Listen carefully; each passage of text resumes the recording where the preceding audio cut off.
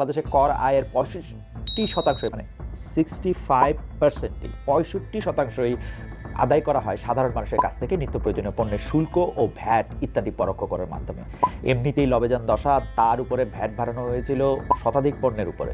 প্রাথমিকভাবে রেস্টুরেন্টে খেতে গেলে ভ্যাট বেড়ে হয়েছিল 5% থেকে 15%, অর্থাৎ 1000 টাকা বিল আসলে আগে কর গুনতে হতো 50 টাকা, সেটা বেড়ে হয়েছিল 150 টাকা। একইভাবে শুল্ক কর বাড়ানো হয়েছে চশমার থেকে শুরু করে বিস্কুট, আঙ্গুর, নাশপাতি, ডিটারজেন্ট, এলপি গ্যাস, টিস্যু, এরকম আরও বহু রকম পণ্যে কথার উপরে নাকি ট্যাক্স নাই। অথচ প্রেমিক বা প্রেমিকার সাথে ফোনে কিছুক্ষণ ভ্যাট করবেন, সেখানেও ভ্যাট হজম।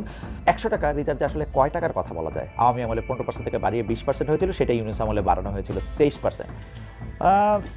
এটার ক্ষেত্রে অবশ্য আমি আমার একটা কথা বলি যে এই যে কথার উপরে ট্যাক্স বাড়ানো হয়েছে এবং কথার উপরে যে ট্যাক্স বাড়ানো হয়, এইটা আসলে আমার কাছে মনে হয় যে ব্যাপারটা টার্গেটটা কথা না, টার্গেটটা হচ্ছে সবচেয়ে বেশি যা ব্যবহার করা হয় সেইটার উপর কোনো মতে একটা ট্যাক্স বাড়ায়, এটা যৌক্তিক হোক না হোক কোনো মতে একটা ট্যাক্স বাড়ায়া একটু পকেট ভারী করার একটা ধান্দা।